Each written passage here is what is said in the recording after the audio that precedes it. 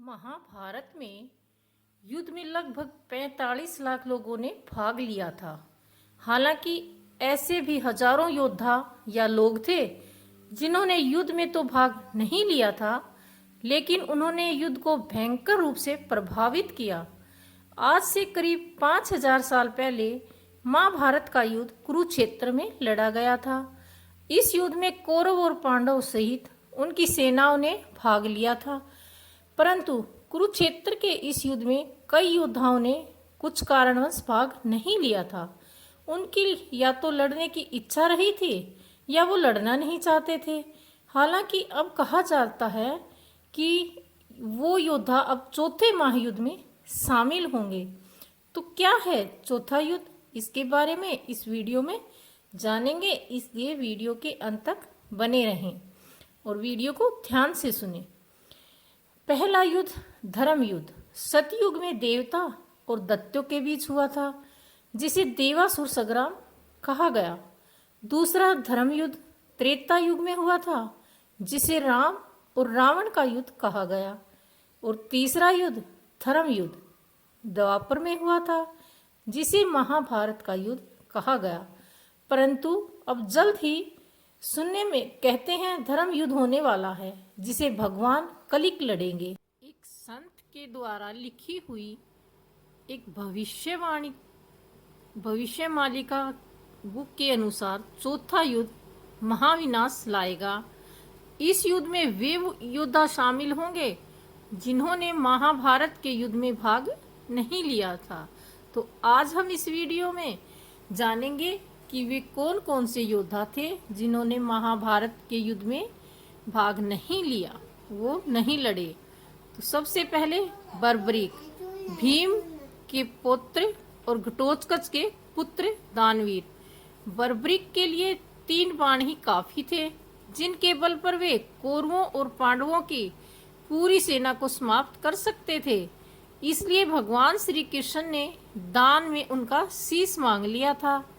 उनकी इच्छा थी कि वह महाभारत का युद्ध देखें, तो श्री कृष्ण ने उनको वरदान देकर उसका शीश एक जगह पर रख दिया, जहां से उसके महाभारत का संपूर्ण युद्ध देखा। कहते हैं जब वे कौरवों की सेना को देखते थे तो उधर तबाही मच जाती थी, और जब वो पांडवों की सेना की ओर देखते तो उधर की सेना का संहार हो जाता। ऐसे में उनका शीश दूर पहाड़ी पर स्थापित कर दिया गया था। युद्ध की समाप्ति पर पांडवों ने ही आपसी तनाव था कि युद्ध में विजय का श्रेय किसको जाता है। इस पर श्री कृष्ण ने उन्हें सुझाव दिया कि बर्बरीक का शीश संपूर्ण युद्ध का साक्षी है, अतः उससे बेहतर निर्णायक भला कौन हो सकता है। इस पर बर्बरीक के शीश ने उत्तर दिया कि उन्हें तो युद्ध भूमि में चारों ओर सिर्फ श्री कृष्ण का सुदर्शन चक्र ही घूमता हुआ दिखाई दे रहा था, जो कि शत्रुओं की सेना को काट रहा था।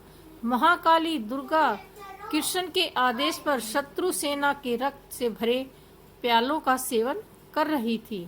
नंबर 2, युयुत्सु, कौरवों का सौतेला भाई, जिसने युधिष्ठिर के समझाने पर युद्ध के ऐन वक्त पर कौरवों को छोड़कर पांडवों का साथ देने का निश्चय किया।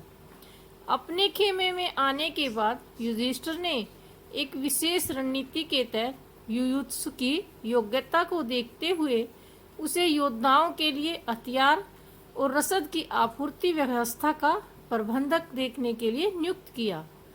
इस तरह कौरवों की सेना कमजोर हो गई थी, क्योंकि कौरवों की सेना और उनकी शक्ति का संपूर्ण ज्ञान रखते थे।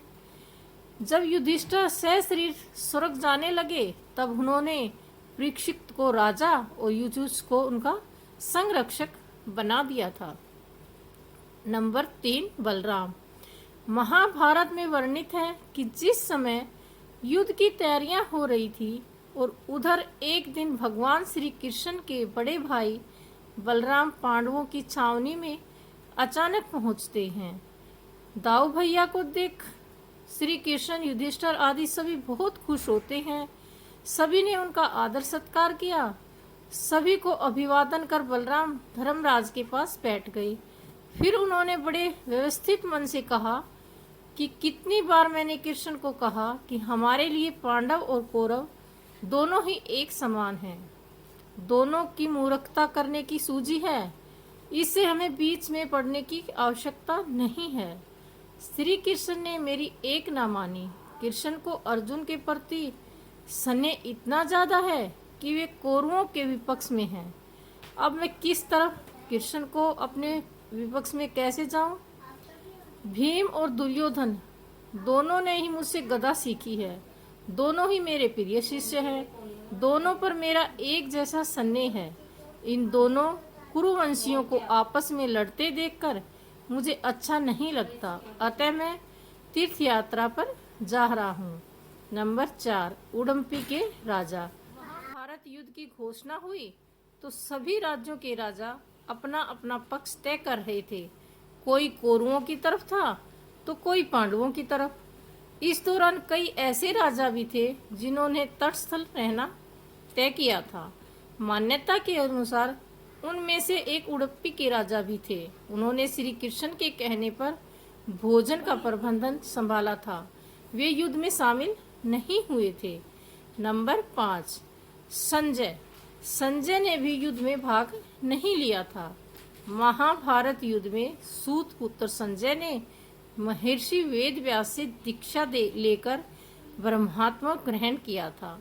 वेदव्यास ने उनको दिव्य दृष्टि प्रदान की थी। कहते हैं गीता का उपदेश 2 लोगों ने सुना, एक अर्जुन और दूसरा संजय। यही नहीं, देवताओं के लिए दुर्लभ विशुद्ध रूप और चतुर्भुज रूप का दर्शन भी सिर्फ उन 2 लोगों ने ही किया था। संजय को दिव्य दृष्टि प्राप्त थी, अतः वे युद्ध क्षेत्र का समस्त दृश्य महल में बैठे ही देख सकते थे।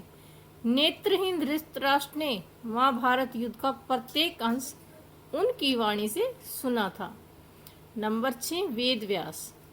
पराशर मुनि और सत्यवंती के पुत्र वेदव्यास ने ही महाभारत लिखी थी। उनकी कृपा से ही सत्यवती और शांतनु के 2 पुत्र, विचित्रवीर्य की 2 पत्नियां अंबिका और अम्बालिका को पुत्र की प्राप्ति हुई थी।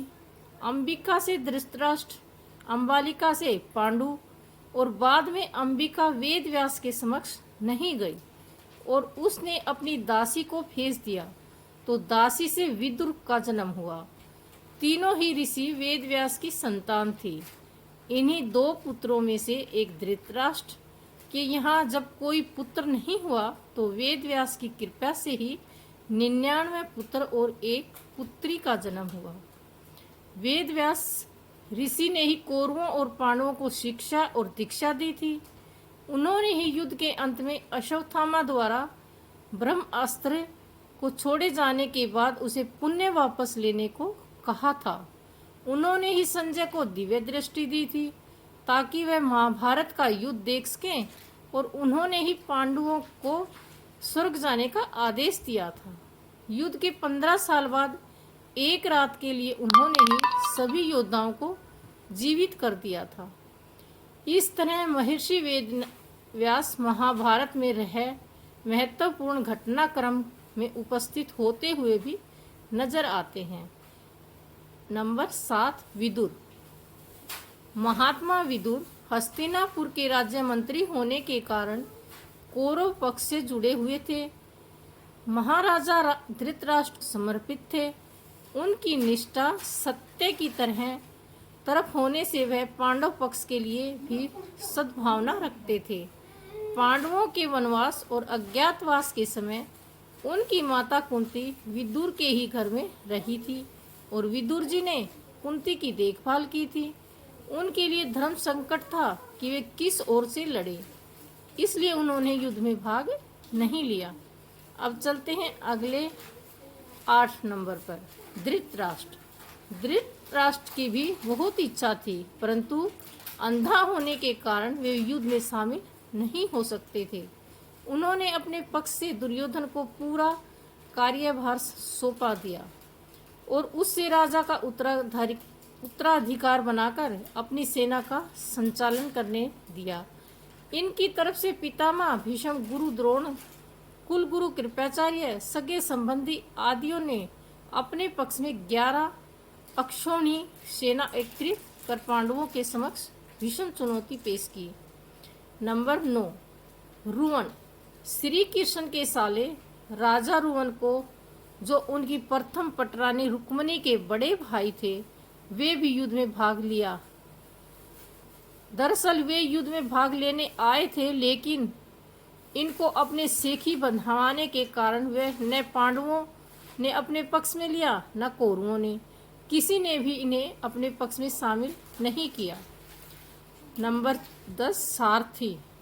युद्ध के सभी हाथी और रथों के सारथियों में से बहुमतों के प्रत्येक रूप में कभी युद्ध नहीं लड़ा। वे बस योद्धाओं के रथ या हाथी को चलाते रहे। उनमें से बहुत तो पहले ही मारे जाते थे, जिनके स्थान पर दूसरे सारथी की नियुक्ति हो जाती थी। भगवान श्री कृष्ण अर्जुन के रथ पर सारथी थे, कर्ण के सारथी शल्य थे। अब अंतिम कौन थे जो महाभारत युद्ध में शामिल नहीं हुए, उस पर चर्चा करते हैं। नंबर 11, श्री कृष्ण। युद्ध में सभी हाथी और रथों के सारथियों में से बहुमतों के प्रत्येक रूप से कभी युद्ध नहीं लड़ा। वे बस योद्धाओं के रथ या हाथी को चलाते रहे। उनमें से बहुत तो पहले मारे जाते थे, जिनके स्थान पर दूसरे सारथी की नियुक्ति हो जाती थी। भगवान श्री कृष्ण अर्जुन के रथ के सारथी थे। कर्ण के सारथी सल्लभ थे। सल्लभ ने युद्ध में प्रत्येक रूप में भूमिका निभाई, परंतु श्री कृष्ण ने युद्ध के में कभी हथियार नहीं उठाया और न ही उन्होंने किसी योद्धा का वध किया। फिर भी उन्होंने सबसे ज्यादा युद्ध को प्रभावित किया। इसके अलावा देवराज इंद्र, हनुमान जी, परशुराम जी के बारे में भी बात की जाती है कि ये सभी कलयुग में भगवान कलिंग की सहायता करेंगे। तो ये कहानी महाभारत के उन योद्धाओं की जिन्होंने महाभारत युद्ध में हिस्सा नहीं लिया, और कहते हैं कि चौथे युद्ध में ये सभी हिस्सा लेंगे। तो आपको ये कहानी कैसी लगी, हमें कमेंट बॉक्स में अवश्य बताएं। आज बस इतना ही। कल किसी नए किस्से के साथ आपके सामने, आपके साथ होंगे।